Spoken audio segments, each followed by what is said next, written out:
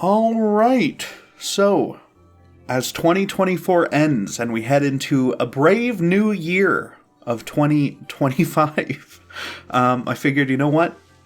I made a little letterbox list of my 2024 films ranked, and I might as well just go through them on a quick little video and talk about them, why I placed them where I did and such, just for the fun of it. And, in case it doesn't work out this week and I can't get a Colonelcast done, then this will hopefully serve as a decent replacement. Probably not, but we'll see. If this isn't coming out on a Sunday, then you'll know that I've succeeded in recording a real episode, and if it is, well, I failed. But let's talk about these films, right? So, it was a big year. There were many a film released, and I only saw about 26 in total. But first off is Megalopolis, possibly my favorite movie ever. I want to see it again, make sure that it's not just like the high of seeing it in the theater still carrying through all these many months later, But this movie, it might have changed my life. I'll have to see it, but it's insane. It's just completely off the wall. It makes no sense, but it makes so much sense at the same time, It speaks to the world and the type of world that we live in, the type of world that we want, the type of world that we should seek to create, And because of all that, it's like, it's not even that I can't tell if it's like genius or like garbage or whatever, It's the fact that it switches on a scene-to-scene basis. Like, I know that there are things in here that are genuinely amazing and better than like any other film I've ever seen, and also there are chunks that are like, oh, it's ridiculous and it makes no sense, and it goes between them, as the movie progresses and as plot lines come and go and stuff, of course, for many of these we've done episodes of this on the Colonelcast, or I've talked about them elsewhere. We did do a Colonelcast on this with E-Rich, but it's stayed in my mind since then, and it is my number one movie of the year. And you can see most people did not agree. There's the only other 5-star here is from Coppola's very own Letterboxd account. I'm pretty sure this is real, right? That's why I followed it. I'm pretty sure this is real. I love that I love to imagine it really being him and him really logging on to give Megalopolis, his own film, a 5-star review and a like on Letterboxd. What is this last show? Oh, okay, that's one of his kids' movies. Yeah, that makes sense then.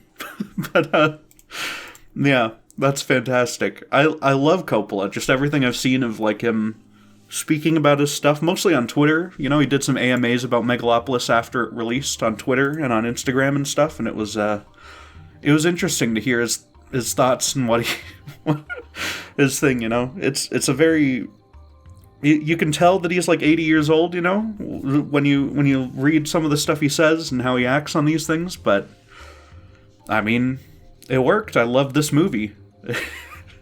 It's by far my favorite of the year. And I think even if you think it's stupid, even if you think it's dog shit, I think you owe it to yourself to watch it at least once in your life. Probably. Because it's, I do seek to one day maybe do a full analysis, maybe like a 3-hour long full breakdown of what this movie means and everything, because I think that, I want to peel away the layers here and get at what's under the surface and really see if I can do what Cicero couldn't, and he not Cicero, sorry. Who's the Adam Driver? Caesar. Do what Caesar couldn't, except he did. Do what Coppola couldn't, and change the world. Maybe if I elucidate the message of the film, perhaps I will. I can fix everything and change everyone's minds, but probably not. Second up on the list is, of course, Dune Part 2. And, it was kind of a toss-up for 2 or 3 for Dune, but when I think back to it, I saw it, I think, twice in the theater. It was just such a strong movie that really, it impacted me in a way that, like, very few other ones ever had before. I got to see it in IMAX, and when stuff like, when the sandworms are coming in and shit, it's, oh my god, it's so expertly crafted, There's a fantastic Hans Zimmer score in this. which I'm not usually a huge fan of Zimmer and his music. I think, whenever I hear like a Batman Dark Knight piece of music or whatever, it just sounds like nonsense. It sounds dumb to me and very silly and lame. But in this, like, just the style he did with it is completely fitting, and it feels so good. And Villeneuve and everyone involved, like, people really cared about making this and making it the best adaptation of Dune that they possibly could. And I think they succeeded, because it's a fantastic film. Truly, I know, I'm too young to have watched, like, Lord of the Rings in theaters. I saw the Hobbit trilogy in theaters when those came out. Did not live up. But these, I imagine this is what it feels like seeing, like, fucking Return of the King on the big screen, It's just the crazy, the scope and scale of it, and these beautiful landscapes and everything, and it's perfect. It's perfect, right? It's a fantastic movie. Number 3, coming in right at the end of the year, very late, was Nosferatu, Robert Eggers' remake, specifically, because the other ones I don't really care for, but this just, it brings together all the best parts of, like, the Dracula story and stuff, I do plan to do a full talk about it on the Colonelcast at some point here, pretty soon, probably next episode, maybe the one after that, but we'll see. And it's such a great movie. It's so scary. You're like, I never got to see Lighthouse or the other one, Northman, in theaters. But I remember seeing The Witch like 10 years ago in the theaters, right? And it just basically no other movie has ever made me feel like that uncomfortable and horrified and just completely like full attention to it. You never like even think about anything outside of the like awful things unfolding on the screen, and that's sort of the way Nosferatu got me feeling. It's such a fucking strong movie, and it captures this sort of horrible time period and the impacts of the vampire and everything, and it's we'll get into it, okay, on the Colonelcast someday. But yeah, Furiosa, we talked about, I believe, on anti-podcast, anti-reviews, Florian's channel. And it's a good movie. It's not as good as Fury Road. None of them are gonna be, though. I don't know if any action movie will ever be as good as Fury Road. Just because, like, and I don't think even you could have made a movie like Fury Road again, because you can't just, especially with this, with the storyline where it takes place across like many years. It can't just be this full long battle that lasts the entire movie with like hardly any breaks and stuff. So it kind of has to be a little more low-key, a little more conventional, and maybe a little weaker because of it. But it's still executed fantastically. It's great to look at the whole way through. It's very, very orange, It's the poster isn't just here for... it's not just like a resurgence of the orange and teal kind of posters of the past. It actually really represents what the movie looks like all the way and stuff. And yeah, I loved it. It was fantastic. And I hope, despite the fact, I'm pretty sure this flopped, right? Don't mind all my tabs, by the way. They're all very important. Yeah, despite, it'll probably say, right, how much money they lost? No? Despite bombing pretty bad. Because, with budget, you gotta double the budget. That's sort of the general benchmark that people use, and it did not double its budget, so... Yeah, despite that, I hope they make another one, right? Because I believe even on Letterboxd here, they have, like, another one lined up. No, I guess they took that off. There used to be, like, a Mad Max 5 or 6 or whatever was on here as, like, a potential movie, because Letterboxd does this sometimes. They just put it up there. But, that speaks, that's very sad if we don't never get another Mad Max out of him before he passes on and stuff. Or just any other movie, really. Although, well, I mean, I never watched, what's this other thing he did, 3,000 Years of Longing? I kind of want to watch it. I never saw it. I didn't hear about it when it came out or anything. I don't know. But, it's got Tilda Swinton, so that's good. Can't be terrible, right? I'll have to check that out sometime, yeah. But, number 5 was Long Legs. It was a scary, another scary movie that kind of, it's like, the sort of thing I love out of horror movies is when they use as many like filmmaking tricks, like long takes, and sort of just the way that they're paced out and the way that the music is all set up to sort of lull you in and just really keep you fixated on the screen and stuff. Really take their time, And both Longlegs and Nosferatu and some of the other horror movies that I have on here really do that extremely well, right? This is not, 4.5, frankly, might be a little bit much if I'm thinking about it, but I'd have to watch it again. I hope to watch it again, because it's a great movie. I really liked it. And a lot of these movies are kind of polarizing. I think Longlegs especially was kind of polarizing. Just a lot of the horror movies that I end up enjoying are ones that are very slow and very boring for some people, If we were on another year, I would have Skinamarink on here. Whatever year that came out, it would be up here in the top 5 probably. But it's not. So, number 6, we've got Uzumaki, which we did on the Colonelcast. It's not perfect, obviously. I mean, the fact that episode 2 is like bad when you just watch that second episode, like the animation is fucking falls off a cliff, and they have to squeeze so much story into like such a short amount of time, but it's just the underlying source material, and like when the animation is good, the way that they capture all the visuals from the manga and everything, it really brings it all together. It makes it a great movie, or a great TV show to watch. And yeah, I do hope someday they really either fix this version, I guess, or maybe do it again, give it 8 episodes or something. I don't know how many you'd need, 8, maybe 6. You don't really need that much more than what they had here, but I think it could use like 8 or 10 or 12 or something, but, it's pretty good, and it's pretty fun, and I like seeing all the spooky things happen, all the creepy things. So yeah, pretty good. Smile 2, I really liked Smile 1, and I was very excited for Smile 2 because it seemed like they were going to up the ante a lot with this sort of premise with the pop star character and everything. With Sky Riley, as it says there. Which it's Sky Riley's kind of a weird name because it does, you think like, oh, it's sort of like Taylor Swift or whatever, it sort of fits the mold of like modern pop star names, even though those are just people's like actual names, right? And usually they're like a record producer's kid or something, but they're not really, it's not like they're not choosing their name based on what sounds like a pop star's name, and that might be why Sky Riley feels a little bit fake in my head, But I think if there was a real person named Sky Riley who became a big pop star, wouldn't bat an eye at it.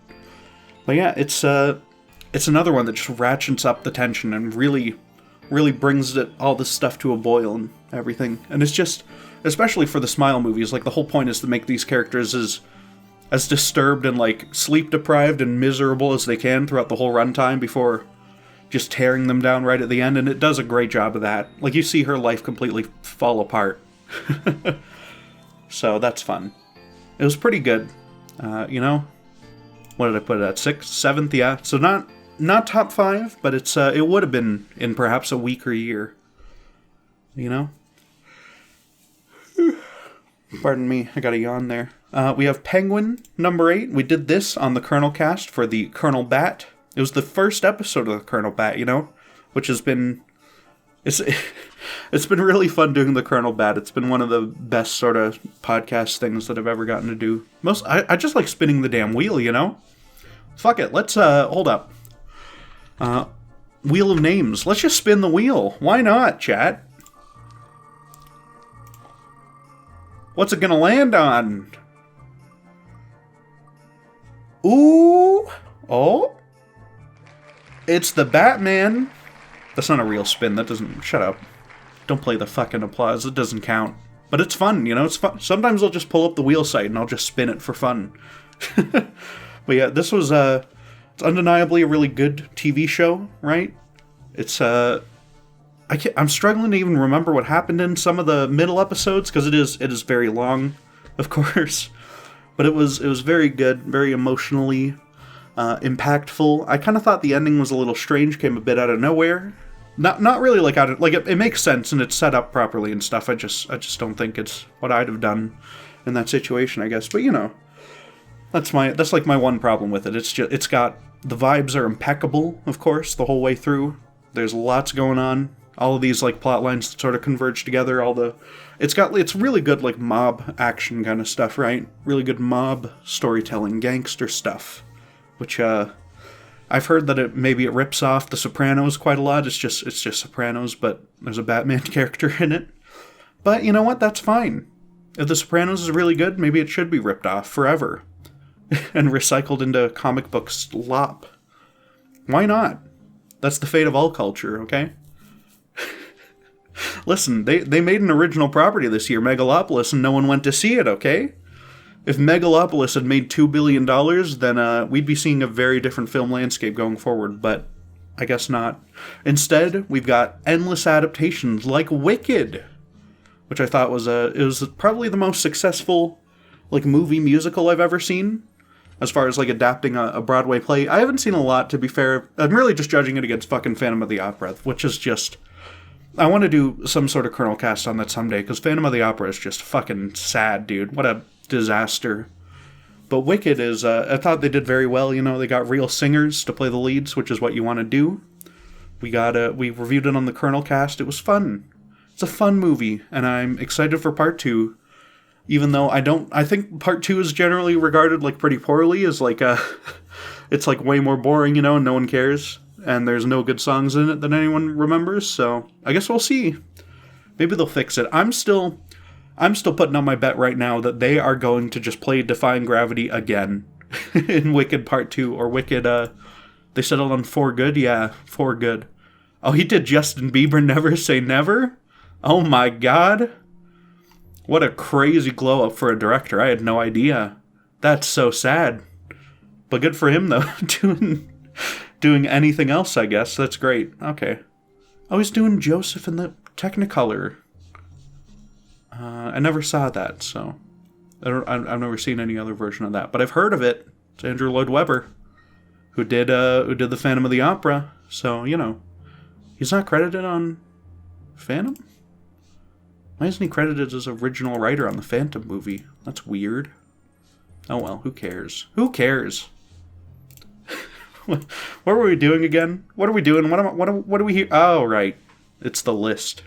Number 10 is the Half-Life 2 20th anniversary documentary, which I'm glad it's on Letterboxd, so I can pump my numbers a little bit, Half-Life 2 is just a great game. This documentary, it really, because Half-Life 2 is kind of weird in that we actually have a ton of behind-the-scenes information, more than for really any other game ever, right? I know about all of it, because Half-Life 2 is, of course, what I cover on my main YouTube channel and everything. But for this documentary, because they're able to talk to the people who worked on it and everything, you got Dave Riller, Gabe Newell, Victor Antonov, big concept artist. He's great. But there's because of that, they're able to really just give you new stories and new perspectives on the game that you never really think about or have heard before. And because of that, it was a great watch. It was a really well done documentary. It's really long, full 2 hours long and everything. They go over some of the episode stuff at the end. It's fantastic. I did never cover the 20th anniversary update for Half-Life 2, because I just sort of... I was going to, okay? I was kind of working on a script, but I didn't have a ton of interest in seeing it all the way through, so now I guess I'm just not gonna. I'll just, last time I got 100k views when I did video on the other update for Half-Life 1, but I guess not this one. Oh well. Maybe someday I'll come back to it, but probably not. I'll probably just do a YouTube short about the fonts, because that was interesting, because they updated the fonts when they updated the game, Gave it a new font, and that seems interesting, so there we go. Number 11, perhaps another controversial pick. Some people view this as a slop, trash, nostalgia bait film, which it kind of, frankly it kind of is, but who cares? I think the main plot line was really good, and they had good characters doing good stuff, and it was fun. So at that point, why complain that they're CGI bringing back people who died 20 years ago? It's fine. It's good. And it's on the for all the movies I rated a 4, it's kind of on the lower end. I think Franklin I also rated a 4. Yeah. So it's on the lower end of that, but it's still, I thought it was a pretty fun movie. It really gets you at the end of it. I think that's really what sealed it for me, was just the fact that at the end, there's such a big surprise kind of thing, And it's not that much of a surprise, because every Alien movie ends with a big surprise, but it's cool to see the new creature and how horrible it is. So that's great. We talked about this on the anti-review podcast as well, I believe. Welcome Home Franklin. Snoopy presents Welcome Home Franklin. Pardon me. Gonna take a sip of water here. You know, it's Peanuts. They're still doing Peanuts shorts in the modern day. And this one I thought was pretty good. It had a lot of heart, you know. They're only 40 minutes long. I think they've been doing a bunch of these. You know, there's like, I mean, there's a, 4 of them right off the bat here. 2 of them in 2022. That's crazy. But, I'm going to have to go back and watch them because this one was nice. It was heartwarming. I thought it came out around like, just around the holidays and stuff, or around like Thanksgiving because of when I saw people talk about it, but it wasn't. It came out in February, so I went and watched it thinking it would be like a Thanksgiving special, and then it wasn't. But it was still pretty good, because this Franklin character, I believe, was kind of forgotten about in the Peanuts comics for a long time, so this is sort of his reintroduction to the Peanuts cinematic universe and stuff, and that's great. So, yeah. There's a lot of good derby car riding, soapbox car, whatever. You know, it's fun. Soapbox derby. Whatever you call it. They ride in a little shit car that they made in their fucking garage. And it's fun. And they crash. Go watch it. Beetlejuice 2, the legacy sequel by washed up has-been Tim Burton, who's been... Let me just sort here. Letterboxd is such a cool site, by the way. Look at this, right? You look at the shit he's been doing lately, it's like, oh, we got Alice in Wonderland. I've never even heard of Dark Shadows. Frankenweenie was kind of... It was okay. It wasn't super memorable. I don't even know what this is, you know? There's This is like a remake of some crap from 80 years ago, right? What is this? Does anyone know? Oh, it's based on... Okay. It was based on a book, but... You know, when you look at it, it's clearly like, oh, it's a Nanny McPhee. It's a Spiderwick, maybe. It's one of these, it just feels like that. Oh, they make this children's fantasy novel where a nanny comes over every once in a while. They just keep doing that. And, that's just what I felt like that probably was. I haven't seen it. I don't know if anyone's seen it. 600,000 people? That's a lot of people who've seen it, I guess, but, 3.1, yeah, everything is a 3 on Letterboxd, so that's not a great judgment, honestly, but, and then Dumbo. So it's like 10 years of this guy's career is on, like, stuff no one saw and, like, nonsense that no one cares. Specifically just these two, really, these Disney remakes that no one's too hot on, no one really cares for anymore, you know, especially Dumbo. I remember people were just like, oh, God, this sucks. Uwe Boll hated it. Oh, my God. That's a good review. But, Tim Burton, he's washed up and he's old and bloated. But then he comes back with fucking Beetlejuice 2. And it's like, oh, it's like you can feel the same passion as with Beetlejuice 1. Like, it's not a super amazing movie. I think it's slightly better than Beetlejuice 1, because I watched them both on the same day. And Beetlejuice 1, it's just... It's showing a lot of cracks because it is very low budget, and there is some weird stuff that just doesn't feel very polished or very interesting at all in there. But Beetlejuice 2, it gives you more Beetlejuice for your buck, and it's just more fun to see. And all of the cast is great in it, It's they're doing like, because it is like 40 years later, they've got to do like the Force Awakens thing where they come back to the same place. Well, I guess Force Awakens they don't come back to the same. Well, no, they do because half the fucking movie takes place on the ship from the first one.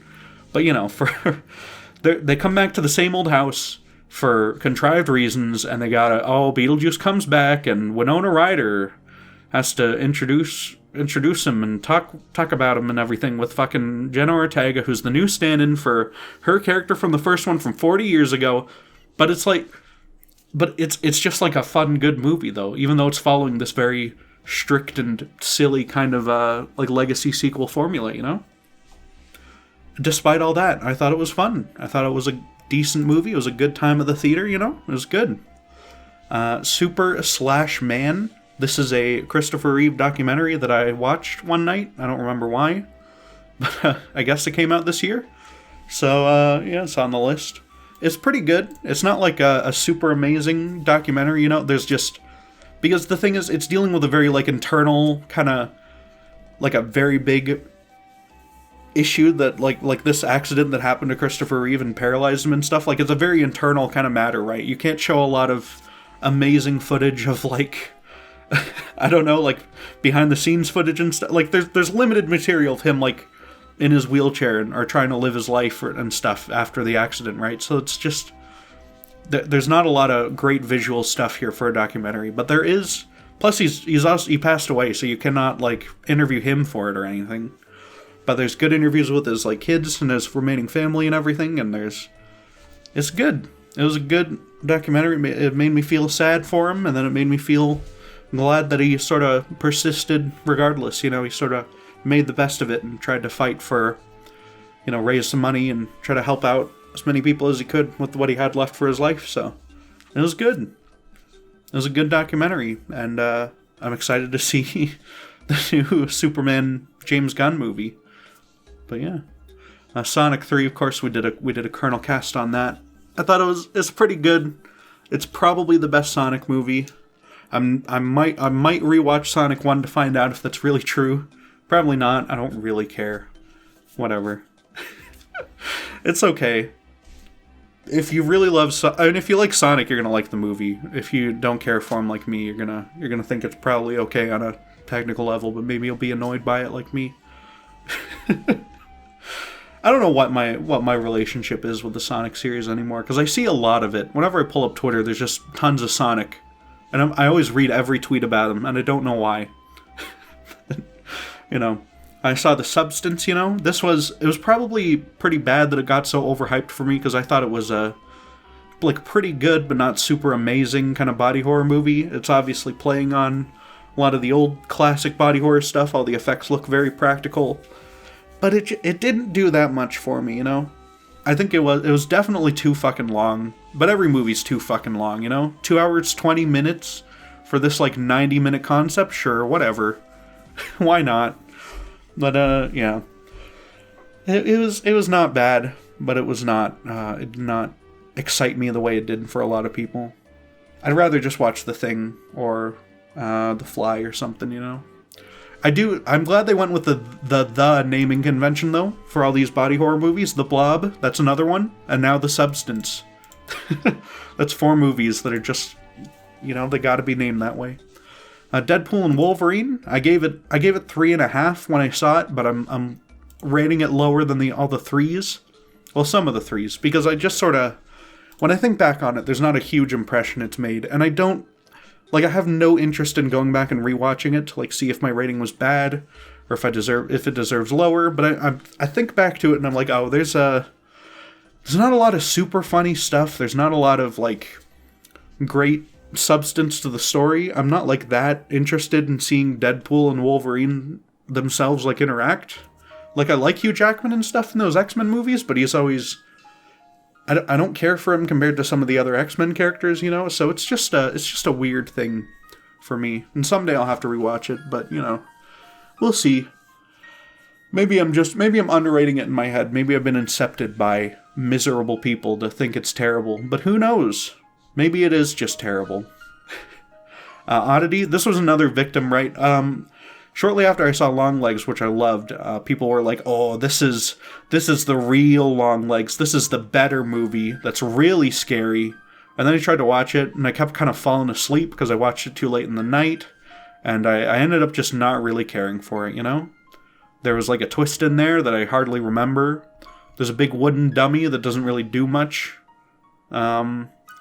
I don't know. It just wasn't super interesting for me. It still had a lot of good vibes. It wasn't like a bad movie, you know? I gave it a 3. That's pretty good. That's above average, right? Or it should be, I think. But, you know, it was fine. I'll probably watch it again. No, I'll probably never watch it again, but maybe I should to get a better opinion on it. But I don't know. It was kind of middling. Godzilla X Kong, The New Empire. I maintain that these are just, they're boring, okay? I was invited onto the Is It Kino to talk about it, and it was unfortunate that Godzilla was done so damn dirty, okay? There's so much monkey business in this fucking film, And there's not a lot of Godzilla, and he doesn't do many super cool Godzilla things. There's a bit where they're in low gravity, something happens there, I think. Does he use his atomic breath to shoot himself outward? I don't remember. But that would have been about it, I guess. It was, there's just not a lot of stuff. I also just hated the characters, right? Yeah, Trapper, this guy was annoying. The characters were annoying, and I didn't like many of them at all. So, that's, just no good. But, I gave it a 3-star. If I rewatch it, I'd probably give it lower. But I gave it a 3-star mostly because, it is kind of spectacular whenever you see Godzilla, fight a thing. And there's some fun action kind of built into that. That's fun. But still, I do remember liking it more than the first Godzilla vs. Kong, But I think... And it's unfortunate timing because they released this right after, -1. And people in the Godzilla fandom, they were like, no, you shouldn't compare them. Sometimes Godzilla's silly, But the fact is, there are good Godzilla silly movies. Like Ebra Horror of the Deep, okay? This is a perfect movie. It's literally it's James Bond, but with Godzilla in it. It's like a James Bond kind of spy thing.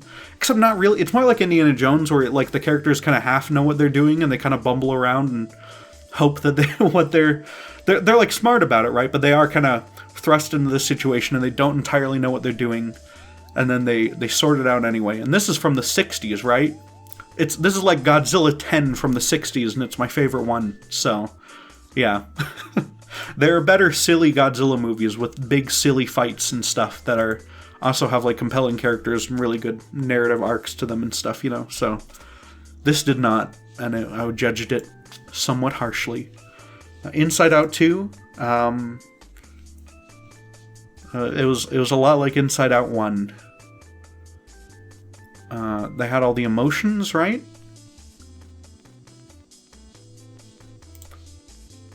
Joker 2, Folie à Deux. We covered this again on the Colonelcast, right? We rewatched Joker 1 and then we did Joker 2. I thought it was a miserable time, right?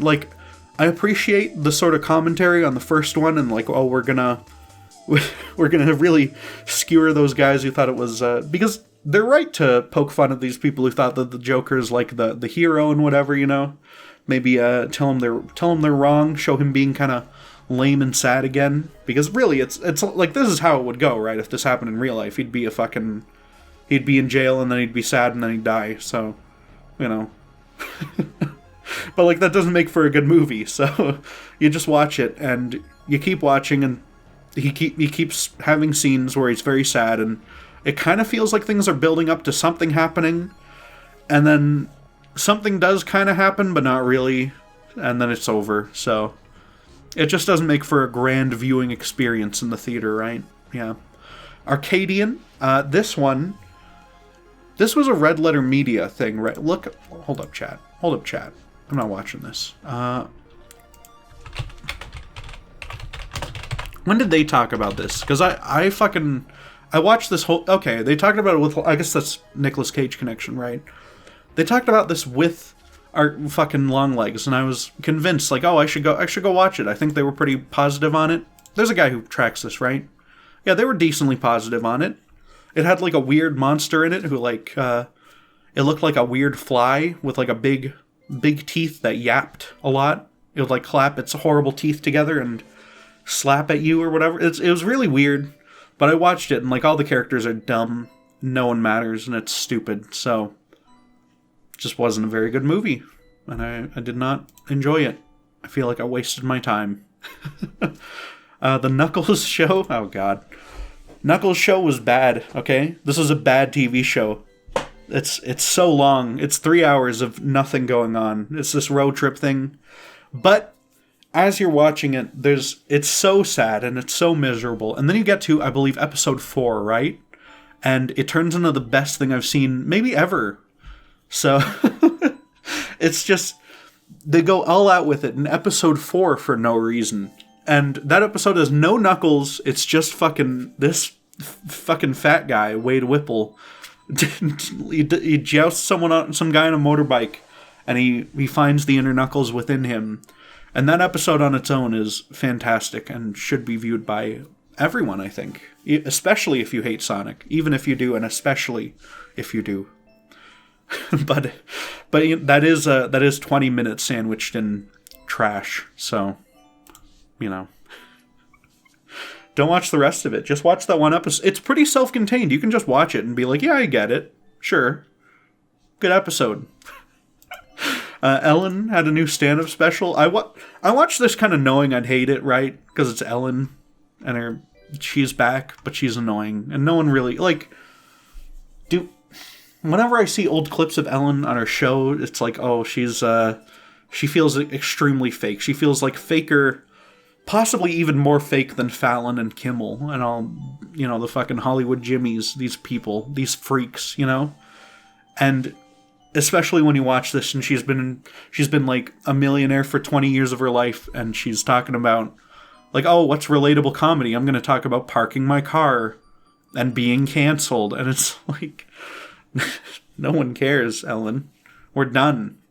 You're done. Go home. I guess this is her final special, so she's done. Thank God.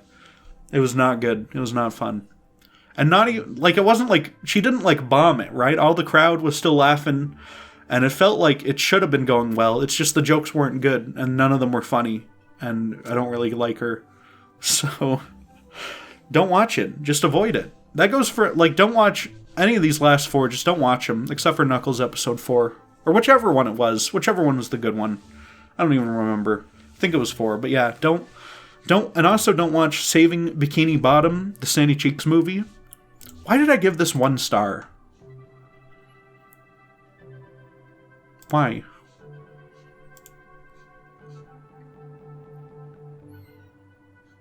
I'm never gonna figure it out. Yeah, I don't know. I'm gonna change that. Pwned. Okay. Wait, mark that down. Okay. It is no good. There's no redeeming qualities. Saving Bikini Bottom, the Sandy Cheeks movie. Oh, no, never mind. I know why. Because, man, something that's entirely bad, there's always more room to go further down and make something truly awful and miserable. And just, like something that's like, oh, this is anti-good, right? It goes under the complete lack of any good or any niceness, and it goes into like, oh, this is actively annoying and terrible in a way that nothing else really is, And that's what these two are. These were both awful, truly awful CGI animated movies from this year.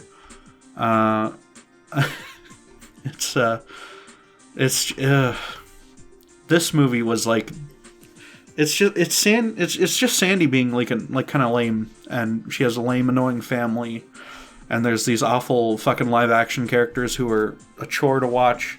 It was an awful movie. It like upset me to watch it. So I don't remember why I did. I don't even know. Megamind, I think we did. I think fucking made poor Weekend Warrior watch this for a Florian Channel thing, and it was awful. I watched the original like the same time, and it was just a.